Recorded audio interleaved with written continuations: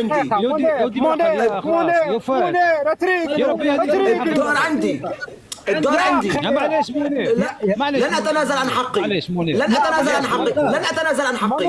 متدخلين لسه ما تكلموش. لن اتنازل عن حقي. انا بدي ارد على هذاك اللي نزل. برد على هذاك اللي نزل يا رأي مغربي. والله يعطيك رد عليه. والله يعطيك رد عليه. منير خلونا نضبط حقي. خلوني اختم. حقي.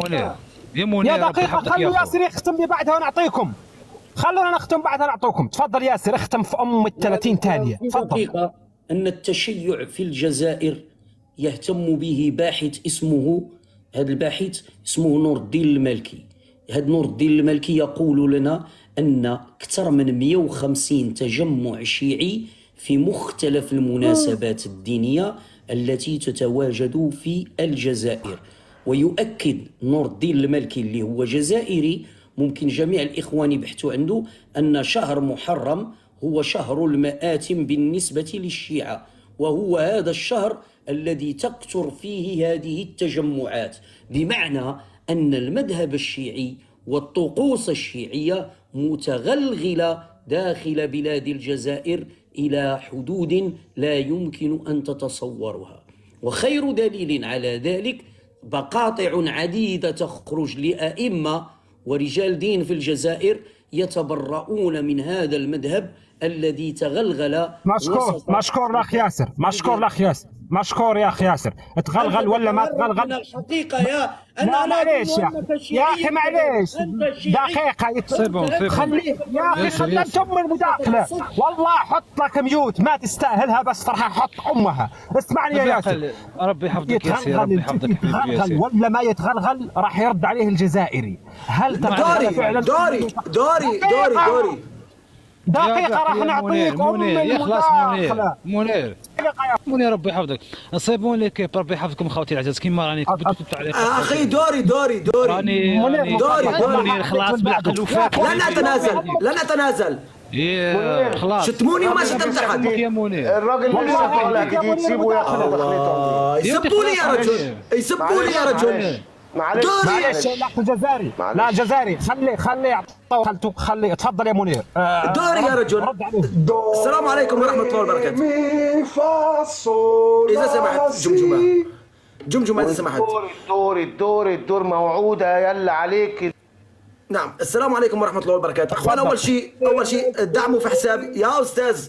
أول شيء دعموا في حسابي عن طريق المتابعة إذا سمحتوا يا أستاذ.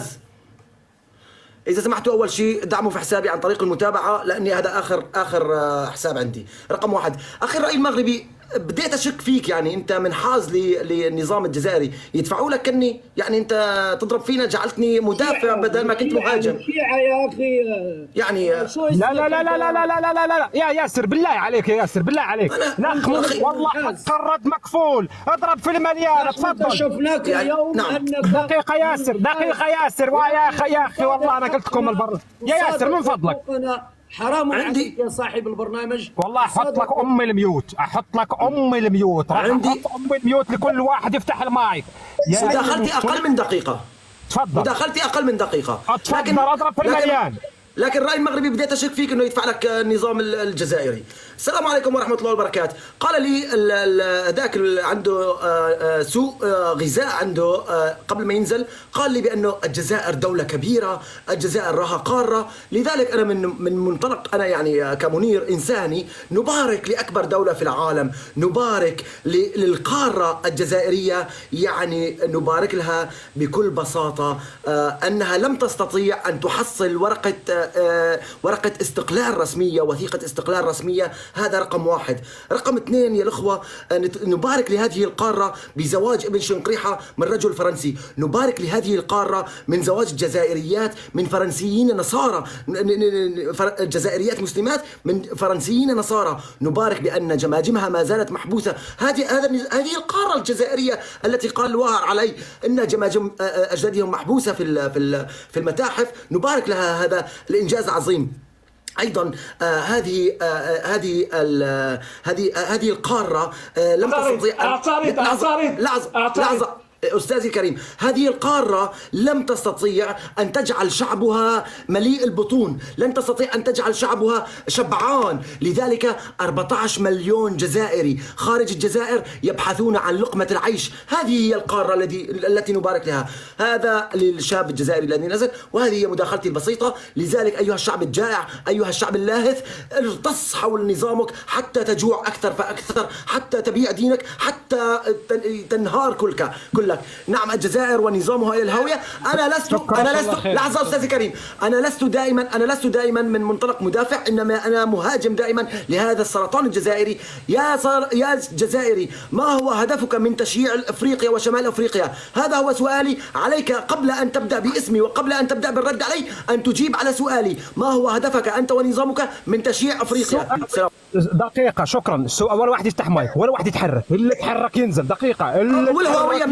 والهوية منين جاكي القفطان؟ جاني من رباط. دقيقة، الله يخرب أم الشغب في اللايف اللي تكلم حط له أم الميوت. دقيقة، في واحد اسمه صاحب البرنامج، لازم يتكلم. صاحب البرنامج، عندي اعتراض. صاحب البرنامج، الله،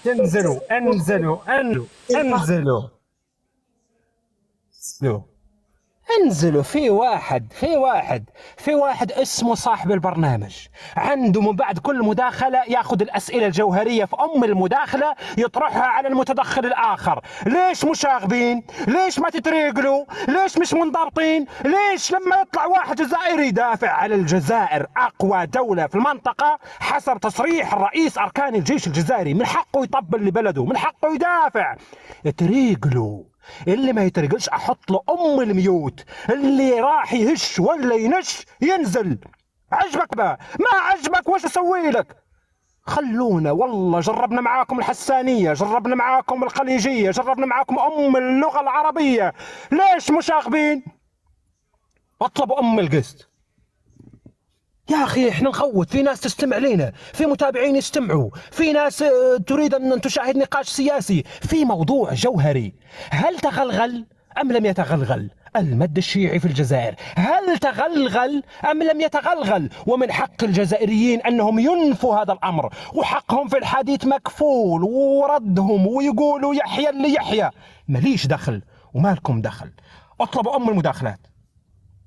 قسط للجزائري، يطلع الجزائري الآن يتكلم. الإخوة الكريم من حقكم تردوا عليهم، إذا أفحموكم بأسئلة أفحموهم بأسئلة. اللي يدخل يعطيني الملل في اللايف مش راح يطلع. خلوا أم اللايف يسخن، نريد حوار سياسي. الجزائري عندك مداخلتك، لكن دقيق. ربي يحفظك. نطلع الناس وانت اللي راح تتحدث، واذا ممكن تفتح لنا الكاميرا مرحبا، اذا مش ممكن ما مش مشكله. اخويا الراي المغربي، انا بس انشر الاغنيه الجزائريه الهواويه من جاك القفطان. جاني من الرباط. لساتني تكلمت في مداخلتك. حط الميوت. خليني انا وياك راس لراس نتغلغل. يا سوري مشاغب، يا مشاغب، يا سوريا يا مشاهد، احترم الرأي. يا اخوانا لسه كيف تكلمت معاكم؟ اللي يفتح مايك ينزل، اللي يتحرك ينزل، اللي هش ولا نش. خلوا ام اللايف يمشي. مواطن ميوت، ومن بعد عندك مداخله. الجزائري اتفضل رد عليهم. الله يبارك، ربي يحفظك. وجعتوني راسي يا خوتي العزيز، معليش. اروح نحييكم كاع واحد كيما راني قلت في لي كومونتير. خوتي العزاز، راني جزائري حر، بصح نعيش في المروك هذه 8 سنين. خوتي العزاز، هذه لا فيريتي. بصح انا عندي كاع صوالح حبيت نقولها كاع للشياطين والشكامين اللي راهم يقرعوها في المغرب. يا خو، احنا ماذا بينا نقرعوها فيه وحنا ما نقرعوهاش في المروك. مي كاش صوالح مليحه ان شاء الله راهي خير. الراي المغربي حبيت نسقسيك يا خو بالعقل، بصح انت ثاني واحد كتقول صحراوي منا، راك تدافع على بلادك، على الصحراء مغربيه كما راهم يقولوا الشياطين الصحراء غربيه. اروح على بالك بانه الصحراء مروكيه ما لحقكش راح تحكي عليها يا هكا يا الراي المغربي. راك فاهم يا خو؟ راك تسمع فيا؟ والله اخي الكريم، شوف انا ما راح ارد عليك لين تختم مداخلتك. عندك 5 دقائق، خش في الموضوع واعطي نصايحك واخرط كيف حبيت، واعطي نصايح واعطي معلومات. تفضل. سي بون الله يبارك الله يبارك الله يبارك. انتم اللي راكم تقرعوها في عباد الله، يا الشكامين يا الشياتين تاع الدياراس، يا اللي راكم بهدلتونا وين ما تروحوا تقرعوها. شا دخلنا احنا تاني في المروك؟ راكم تعرفوني امون ومن جماعه امون، ان شاء الله كونوا كي محمد عبد الله، كونوا كي ابراهيم العلامي. يا ودي فيق راك راقد على روحك، راك فيق راك راقد على روحك، راك راقد على روحك تقرعوها وين ما نروحوا. انتوما تاني مدلولين في بلادكم وتزيدوا تقرعوها في بلاد الناس. يا ودي الماء ما كانش كي تهضر على المغرب كيما راكي نقولوا كاع صوالح المروك، بصح ما يغيدوناش المراك احبابي العزاز. هاد كلمه المروك راهي سي لا فيريتي، يقولوها كاع وين ما نروحوا. نحكي ونحكي، ما تقولوش كيما راكم تقولوا واحد يشيت الشك من المخزن. صحيح راني في كازا اوفر ويما وبابا وين راهو في القبر، وين في عين تموشت من المال. راكم فاهمين؟ صيبوا راكم تعرفوا جماعه امون. دقيقة يا شيعي، خلي الرجال يكمل مداخلته. تفضل اختم المداخلة، تفضل. سي بون هذه لا فيريتي حبيبي، ونشكر كاع المغاربه خوتي العزاز. كيما راك نقولوا خوتي العزاز، الناس اللي راها تحكي منك صوالح على الصحراء غربيه، خطيكم من هاد الصوالح، ربي يسهل عليكم خوتي العزاز، يا رواح خطيكم.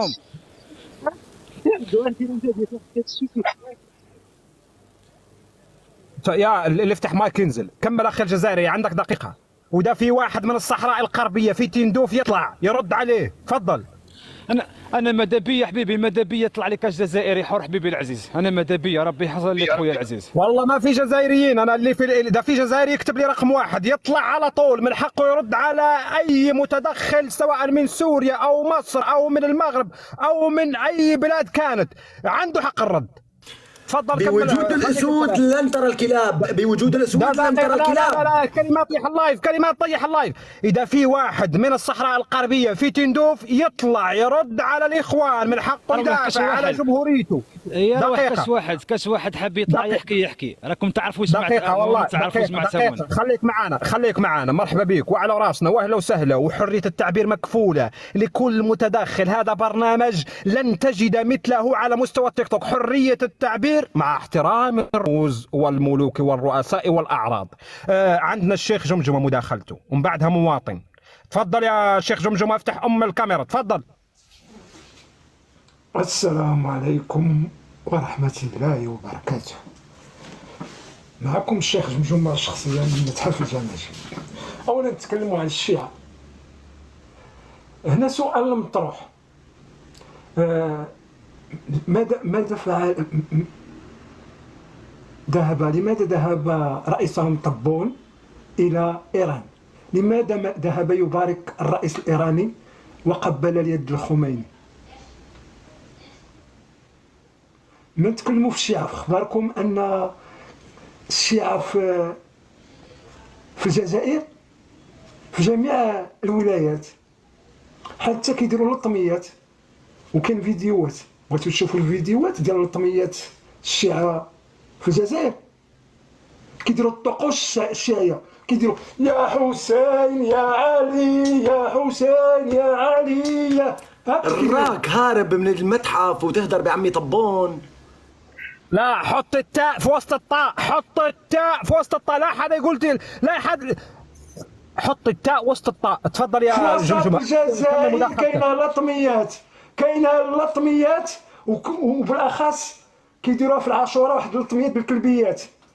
جزائريات كيجلسوا على بحال الكلبات، يبقى كيديروا هو جزائريات. الكلمات هذه طاول شوي، يضرب بالماء، ضرب وقيس. تفضل. ملك الناس إله الناس من شر الخناس الوسواس الذي يوسوس في صدور الناس. قل أعوذ برب الفلق من شر ما خلق ومن شر النفاثات في العقد. شو هذا اللي طلع عندك يا رأي مغربي عفاريت؟ قل أعوذ جمجمة هاربة من المتحف. قل أعوذ برب الفلق من الشيخ جمجمة لقد تغلغل كبيرا في الجزائر. لقد تغلغل المد الشيعي، لقد تغلغل لقد تغلغل المد الشيعي. جمجمة فين تغلغل؟ وين؟ دقيقة لا دقيقة. انتظر. في أمها تغلغل في عمقها. دقيقة حطوا الميوت. شكرا جمجمة، شكرا جمجمة، لقد تغلغل. يا اخوان في واحد هنا يا اخوان، في واحد هنا معكم اسمه صاحب البرنامج، صوته مش واضح، صوته مش باين، اوامره مش مطاعه، في شغب، في تحركات، في نهش، في نش، في تريقلوا. لأنه تغلغل يا أخي، لأنه تغلغل. والله راح انزلكم اذا تحرك اي حد. يا فتى السوس يخرب بيتك، حط ام الميوت، حط ام الميوت. تفضل يا مواطن، بعد اعطيك مداخله، تفضل مواطن. لقد تغلغل.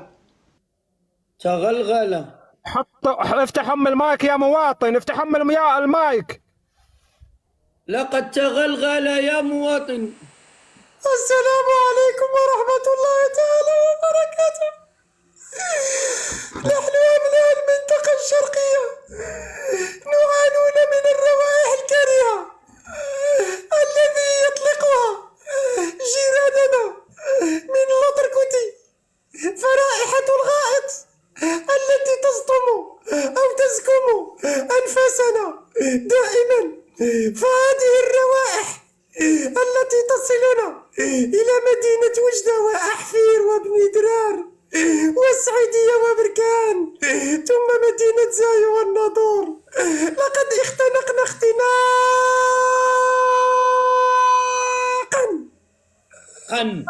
وهم يقولون تحيا اينار وتحيا ايران وتحيا تبون وتحيا عمي شنقريحه والروائح الكريحه تزكهمونا. عمك شنقريحه يتنحى وقاع يا ودي، عمك تبون عمك شنقريحه يتنحى وقاع. وش بيك يا اخو؟ تبون واي دقيقة انضبطوا مع ام اللايف، انت طلع لك الجزائري خويا العزيز، طلع لك الجزائري حبيبي، راي مغربي. جزائريين ولا واحد فيهم يطلع بقسط. الجزائري دقيقة يا اخوان، في واحد اسمه صاحب اللايف، في واحد هنا، في واحد وش اعتبار، صاحب البرنامج هنا. دقيقة البرنامج دقيقة، الله يرضى عليك. والله حط لك ام اللي تستاهلها، بس احطها لك.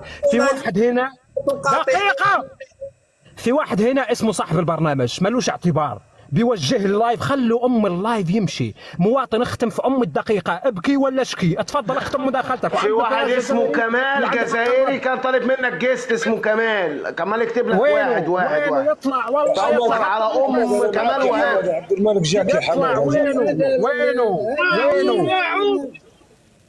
أين مداخلتي يا ري؟ اروح بس خلونا ننظم ام المداخلات. معنا جوج جزائريين من حقهم يردوا. يا اخي وش بكم؟ تفضل يا مواطن. خلوني مع كمال خوتي، خلوني مع كمال، ربي يحفظكم. دقيقة يا صريح، راح نعطيه مداخلة ومن بعد عقب عليه. تفضل مواطن في 30 ثانية. ممكن يعملوا لي اضافات باش تفتح الكاميرا. دقيقة عملوا لك اشتراك باش تفتح الكاميرا، معليش. دقيقة الاخوان، دقيقة معليش، يلا استجبوا له. معنا الاخ فراس، مرحبا به. مطي نختم في ام المداخلة. فضل لك كم يا كمال، فضل لك كم عشان نخليك تفتح الكاميرا. حمد ازيك؟ الحمد لله الحمد لله معلم. سيدي الكريم، نحن الشرقية ونعانون من الروائح الكريهة الممزج. أكد على نعانون. يا الراي مغربي كمال نعرفه، الراي المغربي كمال نعرفه. دقيقة برك يا حبيبي، دقيقة برك. الراي المغربي كمال نعرفه من الديارس. بالله المداخلة. لا اذا استمرينا اخوتي، شوفوا رايك حق الله. احنا عندنا برنامج حواري في حرية التعبير، قول وش حبيت، فاش ما حبيت، في ام الموضوع، في ام المداخلة. في واحد اسمه صاحب اللايف وصاحب البرنامج، هذا عنده طريقته في تسيير ام اللايف.